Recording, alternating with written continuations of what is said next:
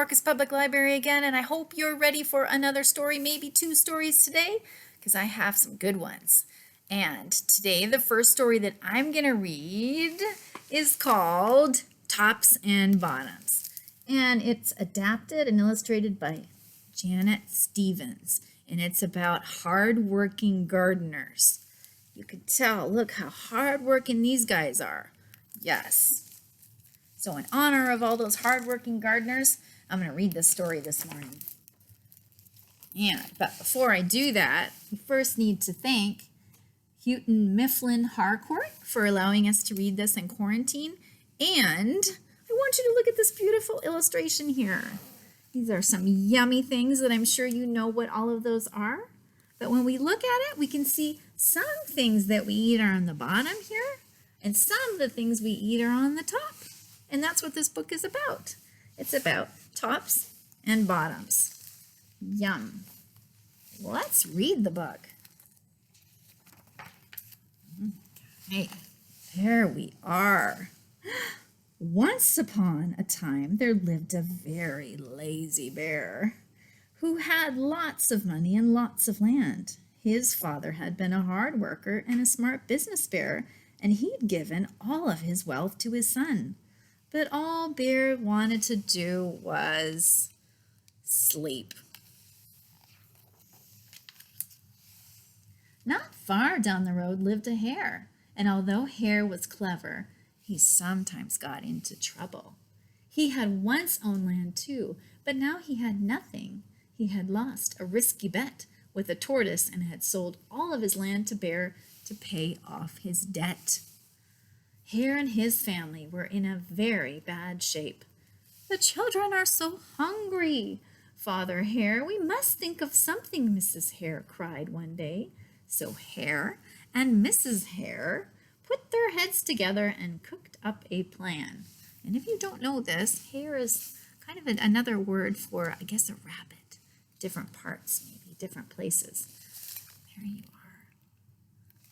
There they are. The next day, Hare hopped down the road to Bear's house. Bear, of course, was asleep. "Hello, Bear. Wake up. It's your neighbor Hare, and I have an idea." Bear opened one eye and grunted. "We can be business partners," Hare said. "All we need is this field right here in the front of your house. I'll do all the hard work of planting and harvesting, and we can split the profits right down the middle." "Yes, sir, Bear. We're in this together.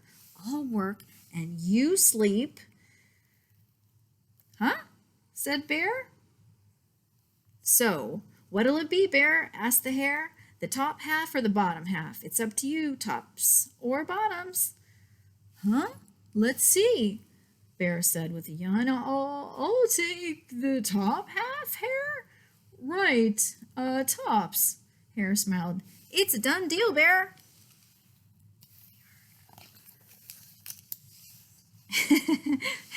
So Bear went back to sleep, and Hare and his family went to work. And Hare planted, Mrs. Hare watered, and everyone waited. Bear slept as the crops grew.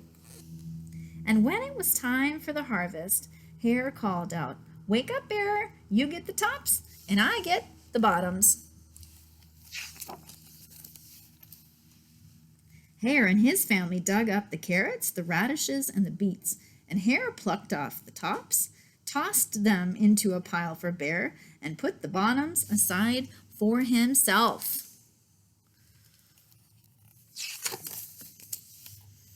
Bear stared at his pile. "But Hare, all of the best parts are in your half." "You chose the tops, Bear," Hare said. "Now, Hare, you've tricked me. You plant this field again, and this season I want the bottoms." Hare agreed. "It's a done deal, Bear."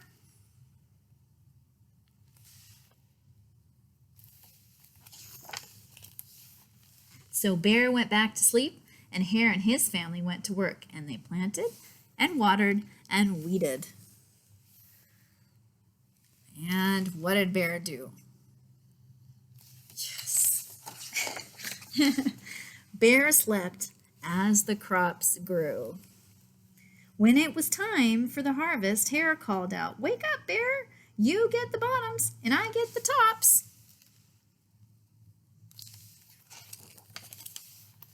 Hare and his family gathered up the lettuce, the broccoli, and the celery. And Hare pulled off the bottoms for Bear and put the tops in his own pile.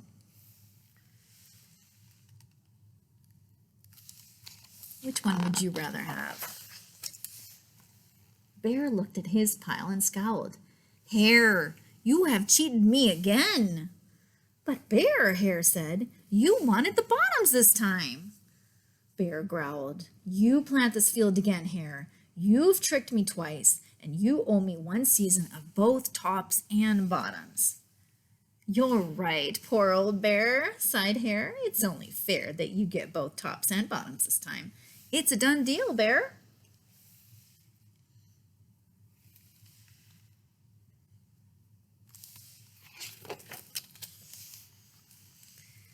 So Bear went back to sleep, and Hare and his family went to work. They planted and watered and weeded some more.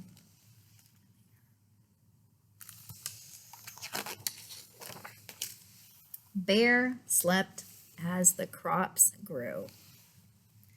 And when it was time for the harvest, Hare called out, "Wake up, Bear! This time you get the tops and the bottoms."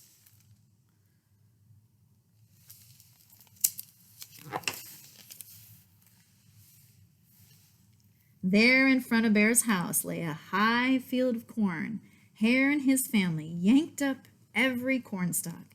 Hare tugged off the roots at the bottom and the tassels at the top and put them in a pile for Bear. Then he carefully collected the ears of the corn in the middle and placed them in his own pile. And Bear rubbed his eyes and watched. "See, Bear, you get the tops and the bottoms. I get the middles. Yes, sir, Bear. It's a done deal."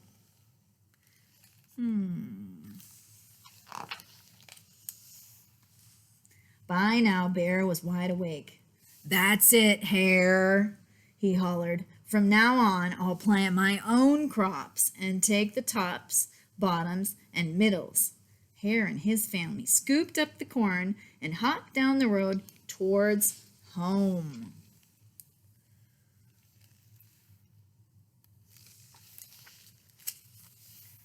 And Bear never again slept through a season of plantings and harvesting.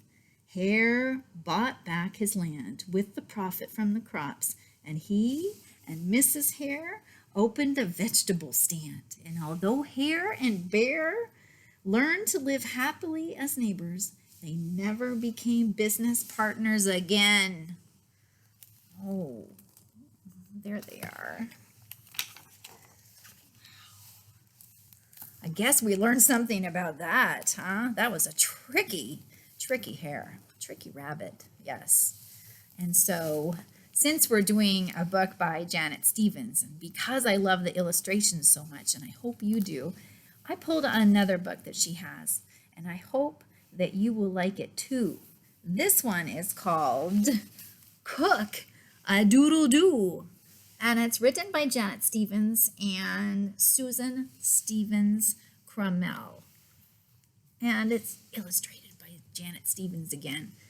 And it has some more animals and something really yummy. You know what that's called? If you don't know, we'll find out.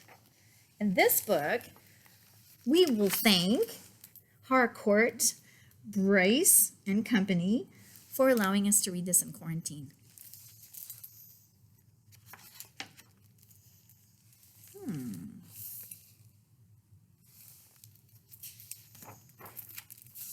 Peck, peck, peck. Always chicken feed, day after day, year after year. I'm sick of it, squawked Big Brown Rooster. Can we get something new to eat around here, please? Nobody's listening. What's a hungry rooster to do?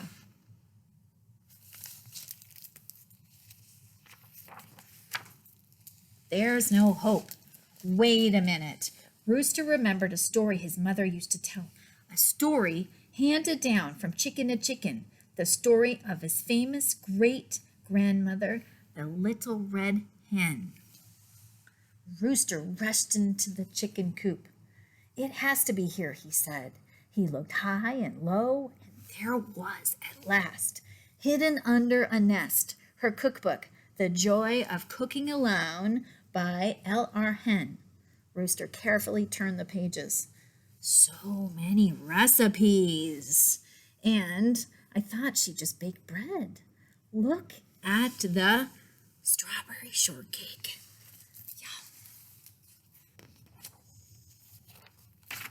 That's it. I'll make the most wonderful, magnificent strawberry shortcake in the whole wide world. No more chicken feed for me. Yes, sirree. Just like Great Granny, I'll be a cook. Cook-A-Doodle-Doo! Crowed Rooster as he pranced towards the big farmhouse. Cook-A-Doodle-Doo, said Dog. Have you lost your marbles, Rooster, said Cat. You've never cooked anything before, said Goose. That doesn't matter, replied Rooster. Cooking is in my blood. It's a family tradition. Now who will help me? Not I, said Dog. Not I, said Cat. Not I, said Goose. And away they went. Oh, again, not helping. Rooster pushed open the kitchen door. It looks like I'm on my own, just like Great Granny. We'll help you. Rooster turned, and there stood Turtle, Iguana, and Pot-Belly Pig. Do you three know anything about cooking? Rooster asked. I can read recipes, said Turtle. I can get stuff, said Iguana.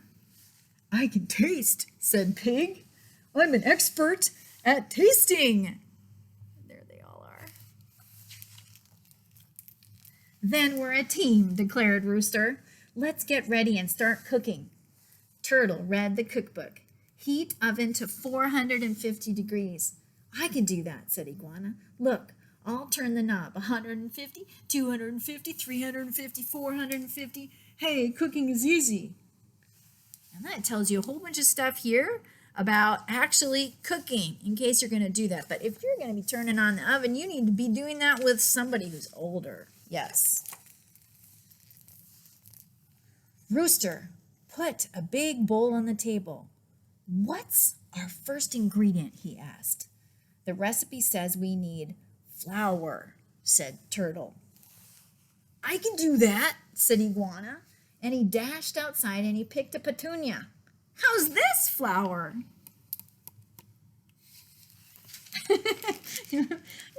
No, said Rooster. Not that kind of flour. We need flour for cooking. You know, the fluffy white stuff that's made from wheat.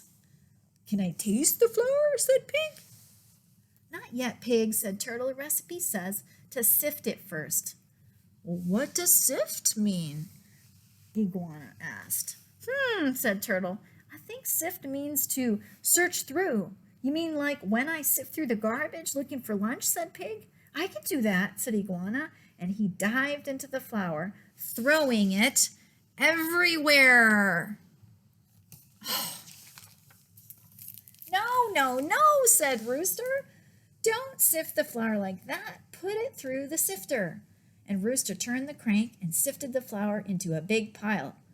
Can I taste the pile? Said Pig. Not yet, Pig, said Turtle. Now we measure the flour. I can do that, said Iguana, and he grabbed a ruler. The flour is 4 inches tall. No, said Rooster. We don't want to know how tall it is. We want to know how much there is. We measure the flour with this metal measuring cup. We need 2 cups, said Turtle, so fill it twice. Rooster dumped the 2 cups of flour into the bowl. Can I taste it now? Asked Pig. Not yet, Pig, said Turtle. Next, we add 2 tablespoons of sugar, 1 tablespoon of baking powder, and 1/2 teaspoon of salt. I can do that, said Iguana. He looked under the table. But where are the tablespoons? He looked in the teapot. No tablespoons in here.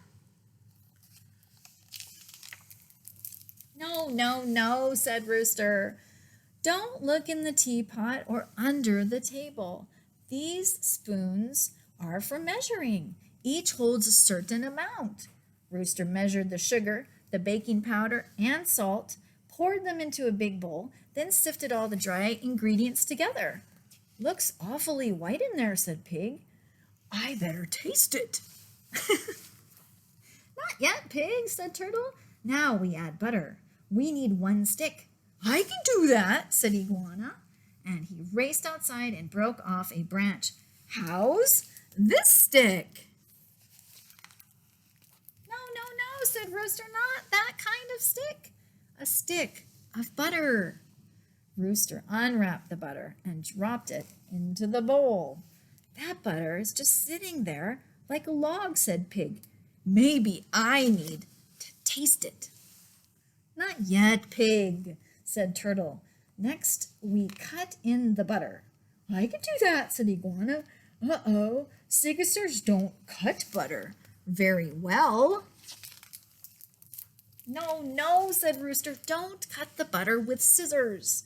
Use these 2 table knives like this. And Rooster cut in the butter until the mixture was crumbly. Looks mighty dry in there, said Pig. Perhaps I should taste it. Not yet, Pig, said Turtle. Now the recipe says to beat 1 egg. I can do that, said Iguana. No, said Rooster. Don't beat an egg with a baseball bat. We use an egg beater. Rooster carefully broke the egg in a dish, beat it with the egg beater, and poured it into the big bowl. That looks tasty, said Pig. Please, let me taste it. Not yet, Pig, said Turtle. Now add milk. We need 2/3 of a cup. Well, I can do that, said Iguana. Here, hold that glass measuring cup and I'll saw off 1/3. We'll use the other 2/3 to measure the milk. Wait, said Pig. Why don't we fill the measuring cup to the top and I'll drink it? Down 1/3.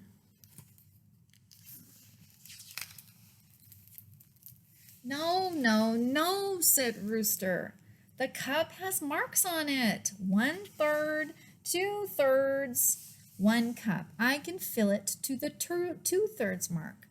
Rooster poured the milk into the bowl. It surely needs tasting now, said Pig. Not yet, Pig, said Turtle. Now we mix the dough and put it in the greased baking pan. Rooster stirred and spread as Turtle read. Bake in the oven for 15 to 18 minutes. Iguana shoved the pan into the oven. Let's see. 15 minutes equals 900 seconds. I'll count. 1, 2, 3, 4. No, said Rooster. And he set the timer so that Iguana could stop counting the seconds. And Pig burned his tongue on the oven door trying to taste the shortcake. Turtle studied the cookbook to see what to do next. Let's cut up the strawberries and whip the cream, said Turtle. And they cut and whipped and ding! Rooster grabbed the oven mitt off Iguana's head and took the shortcake carefully out of the oven. Oh, it's beautiful and it smells so good, said Pig. I know I have to taste it now. Not yet, Pig, said Turtle. We need it to let it cool. And soon the shortcake will be ready to cut. Rooster sliced it in half. They stacked 1 layer of cake and 1 layer of whipped cream and 1 layer of strawberries. Then again, cake, cream, and berries. It looks just like the picture of the strawberry shortcake in the cookbook. This is the most wonderful, magnificent strawberry shortcake in the whole wide world, said Rooster. If Great Granny could see me now, let's take it to the table. I can do that, cried Iguana. They yanked at the table, and the shortcake tilted and slid and splat right on the floor. Pig was ready. Now it's my turn to taste it. In a split second, the strawberry shortcake was gone. Every last crumb had disappeared into the pot belly of the pig. Our shortcake, Iguana cried. You ate it. I thought it was my turn, replied Pig. I'm the taster, remember? And it tasted good. But it was our masterpiece, moaned Turtle. And a tasty one, too, said Pig. Now we can make something else. Yeah, Iguana glared. How about a plump, juicy, roasted pig? Pig gulped. Roast pig? How about iguana pot pie or a turtle soup? No, cried Rooster. Listen to me. We made this shortcake as a team, and teams work together. But Pig ate it, whined Turtle. Iguana dropped it, pouted Pig.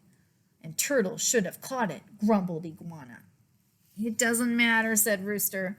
The first shortcake was just for practice. It won't be as hard to make the second time. Well, added Turtle, we don't have to worry about messing up the kitchen. It's already a mess. So who'll help me make it again? Asked Rooster. Pig, Turtle, and Iguana looked at each other. I will, said Pig. I will, said Turtle. I will, said Iguana. Cook-A-Doodle-Doo, crowed Rooster. Let's get cooking again. And together they made the second most wonderful, magnificent strawberry shortcake in the whole wide world. And it was a lot easier than the first time. Oh. And in the back, they show you how to make a strawberry shortcake recipe. The same one that Rooster made. But I'm sure you might have recipes at home. But if you need to get that, it seems like it would be fun to have something yummy like that if you made it as a team. And I guess that is the end of our second story. And it is the end of our time together this week. But we'll be back next week with more stories. We'll have both of these books here in the library for you if you'd like to get them, so that you can learn how to be a better gardener. And then you can learn how to make maybe a strawberry shortcake. But again, we'll have to work in teams, right? Yes, all right. And so with that, we'll say bye-bye.